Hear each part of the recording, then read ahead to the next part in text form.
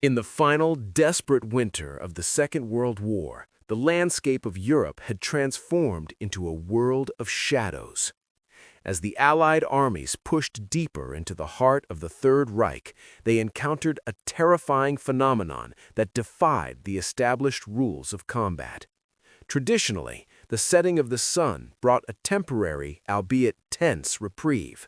Night was the time for reorganization, for the movement of supplies, and through exhausted patrols to find cover under the absolute safety of the void. But in early 1945, that safety vanished.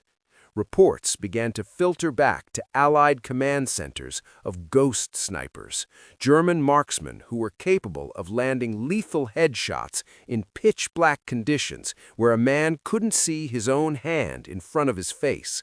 The psychological impact on Allied infantry was devastating. Imagine a patrol moving through a dense German forest in the middle of a moonless night. There is no light, no movement, and the only sound is the crunch of snow beneath boots. Suddenly, the man next to you drops. There is no muzzle flash to return fire at. There is no silhouette on the horizon. There is only a sharp crack of a rifle, and the realization that the enemy is watching you through the darkness as clearly as if it were noon. This was the dawn of a new era of warfare, one where the light of day was no longer a requirement for slaughter. The Allies were facing a technological leap that felt like black magic, the ability to harness the invisible spectrum of light to turn the night into a hunting ground.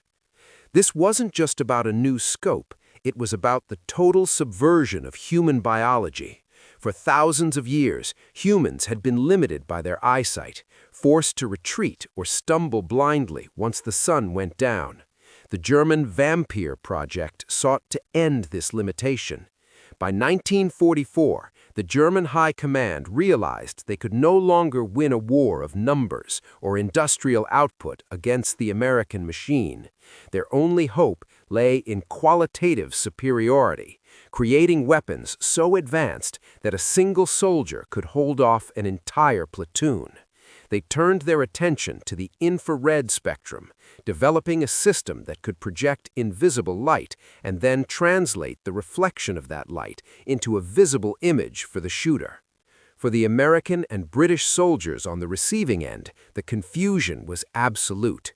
Initial intelligence reports suggested the Germans might be using high-intensity flares or star shells, but survivors insisted the woods remained dark. It was a silent, invisible terror. The German soldiers equipped with these devices were known as Nachtjäger, or night hunters. They were ghosts in the machine, men who carried heavy, buzzing backpacks and oversized optics, stalking the woods of the Ardennes and the ruins of Berlin. They were the first soldiers in history to truly own the night, and for a brief, terrifying window at the end of the war, they held a power that the Allies could neither see nor understand. The sun had died for the Allied infantry, replaced by a ghostly green glow that only the enemy could see. To understand the arrival of night vision, one must first understand the revolutionary platform that carried it into battle, the STG-44. By 1943, the German military had reached a crisis point. Their standard infantry rifle was the Kar 98K, a bolt-action weapon designed in the 19th century. While accurate and reliable, it was hopelessly outclassed in the high-intensity, close-quarters fighting of the Eastern Front. On the other side, submachine guns like the MP-40 provided rapid fire, but lacked the range to hit targets beyond 100 meters.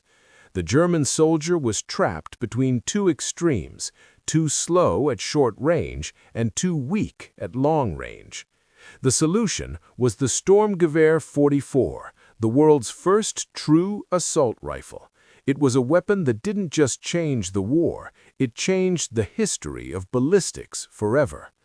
The genius of the STG-44 lay in its ammunition, the 7.92 by 33 mm Kurz.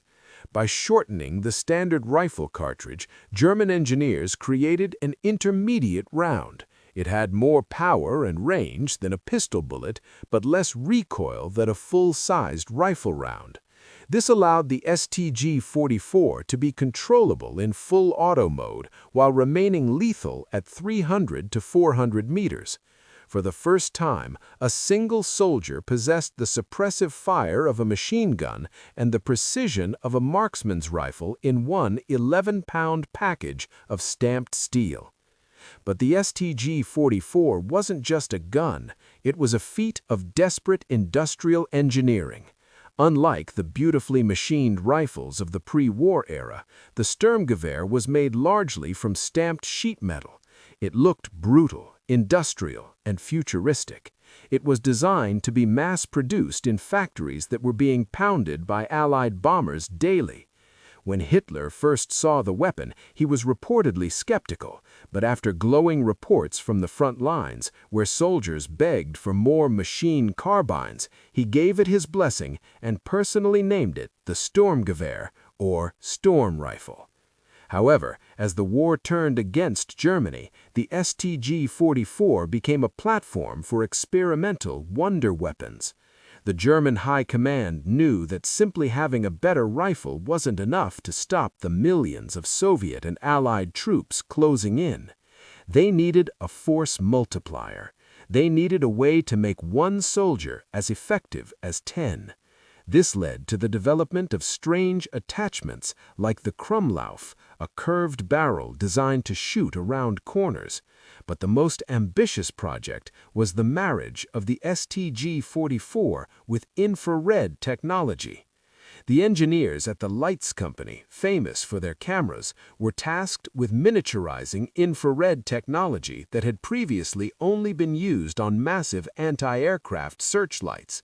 They needed to take a room-sized collection of vacuum tubes and lenses and shrink it down to something a man could carry.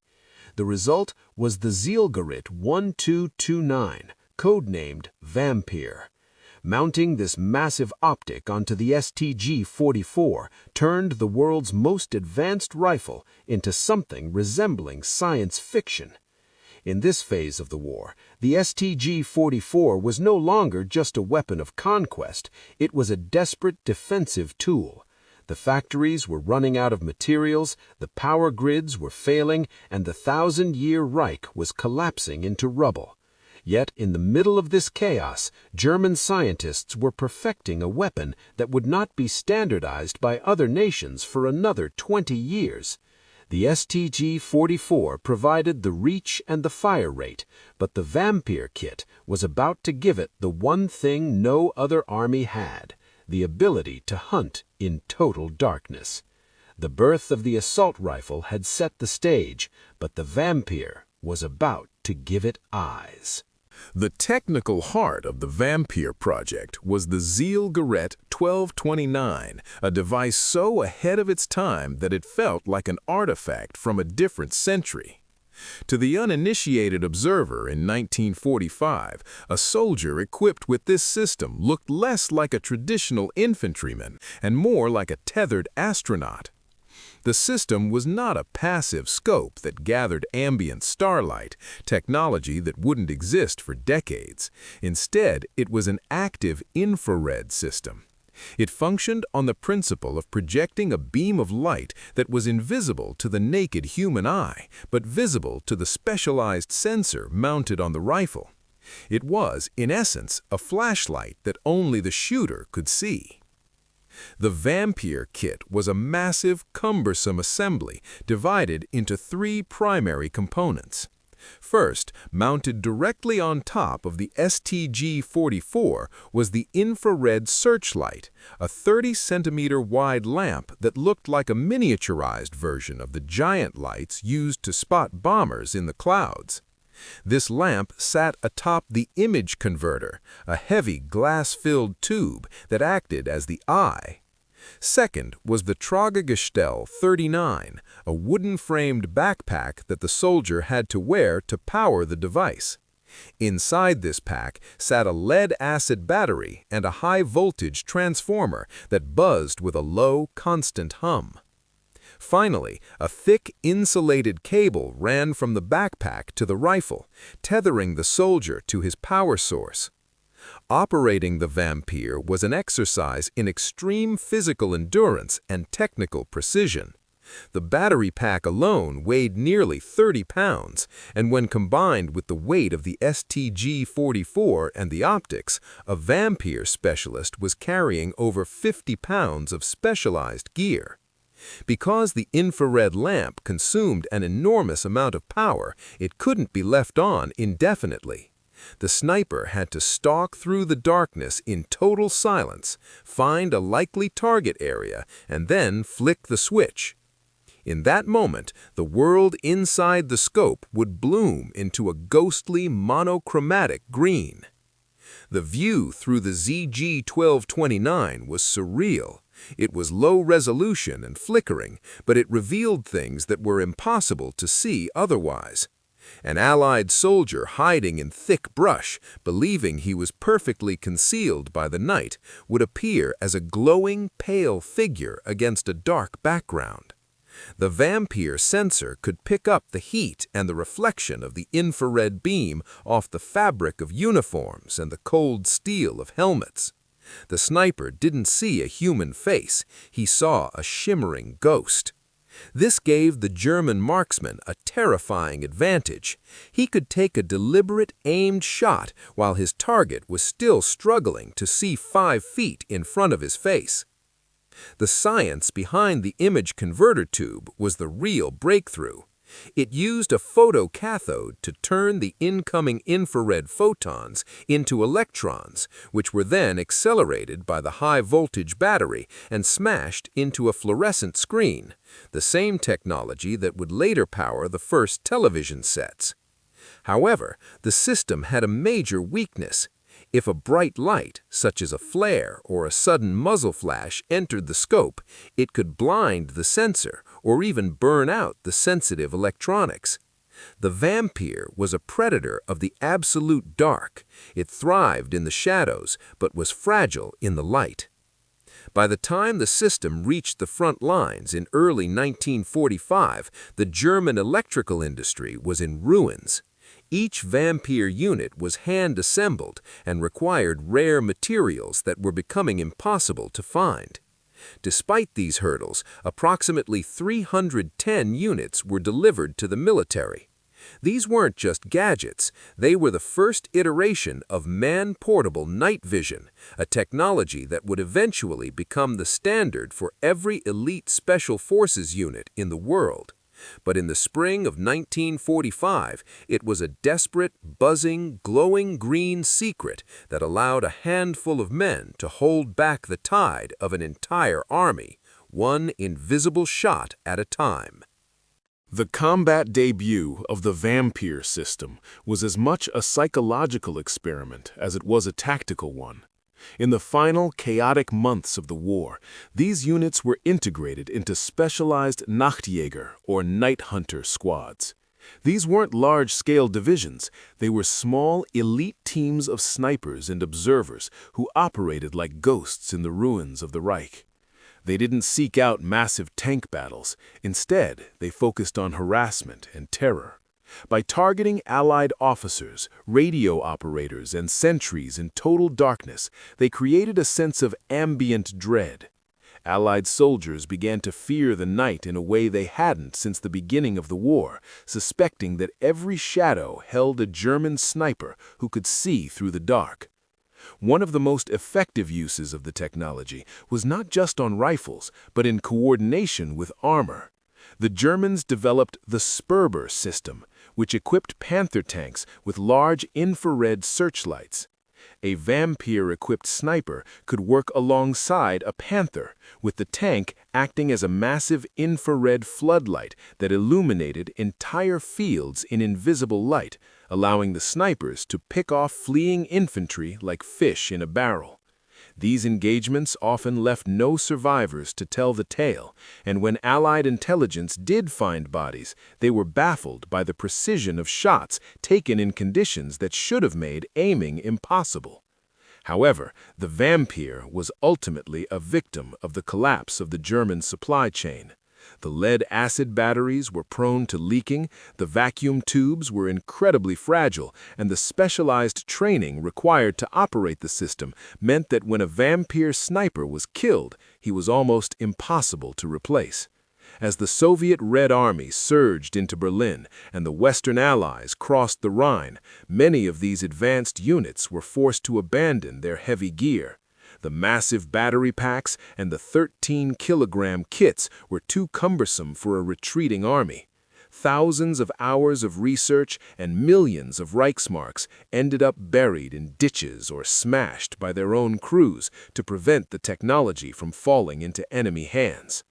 When the war finally ended in May 1945, Allied intelligence teams, specifically the American Operation Paperclip and the British T-Force, scoured Germany for any trace of infrared research.